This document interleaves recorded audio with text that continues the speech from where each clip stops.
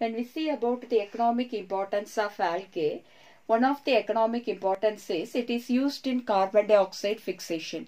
What is that? We can say at least half of the carbon dioxide fixed on the earth is by the algae. The algae carry out the process of photosynthesis.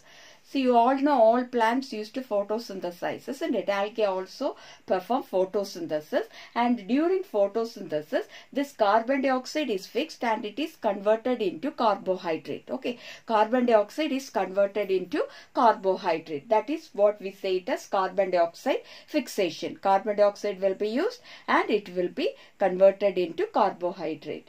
So we can say at least half of the carbon dioxide fixation on the earth is done by this algae by the process of photosynthesis. Now as a result of photosynthesis, what is another byproduct produced? That is oxygen will be released, isn't it?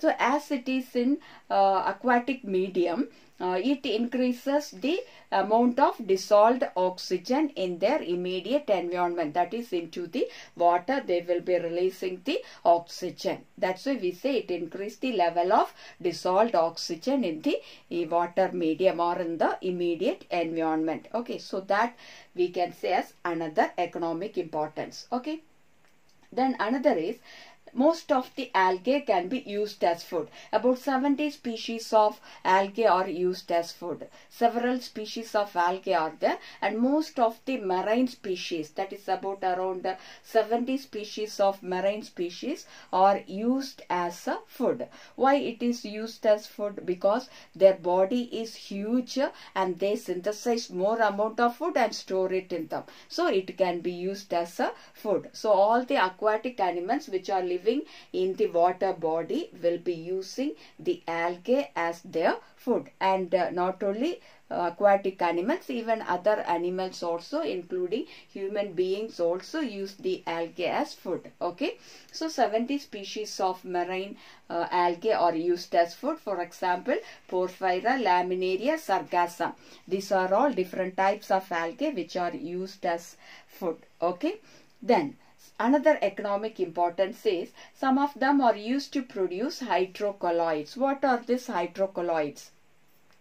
These are actually water holding substances. So if we want to carry any substance, transport any substance where the water content should be retained, then we can use such colloids which are produced by this algae. Okay, so certain algae are used to produce substances called hydrocolloids. These hydrocolloids are water holding substances. For example, algin is one of the hydrocolloid produced by the brown algae, and carrageen is another hydrocolloid produced by the red algae. So red algae and brown algae are having the capacity to produce certain hydrocolloidal substances. For example, algin is produced by brown algae, carrageen is produced by red algae. These are hydrocolloids. Hydrocolloids means they are having the capacity to hold the water. They are water holding substances. Okay,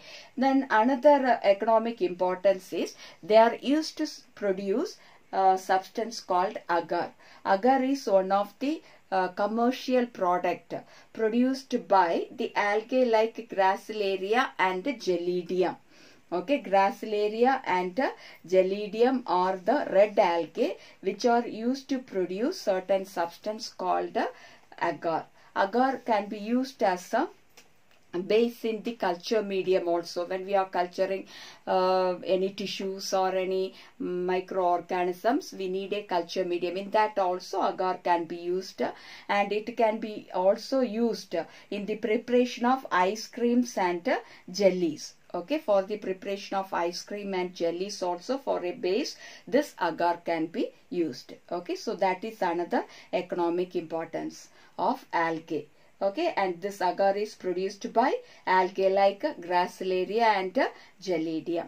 Then another is, there is an unicellular algae called Chlorella. This algae is rich in proteins. It contains more amount of proteins in it. So it can be used as a food supplement even by the space travelers. Okay, it can be used as a food supplement by the space travelers. The space travelers may not be able to carry a huge amount of food, isn't it? So the food supplement will be in the form of tablets or small capsules, like that it will be made, and they have to carry that, and they will be carrying that, and they can take that as their food when they are in a space. Okay, when they are traveling to a space. So space travelers can use this chlorella as a food supplement. That means they will not eat the chlorella as such. It will be in the form of tablets or capsules. In that form it will be available, and the space travelers can use it as a food supplement. Okay, I hope you might have understood. So these are all the economic importance of algae, and this algae is divided into three main classes, that is Chlorophyceae, Phaeophyceae and Rhodophyceae. About this in the next class we can see.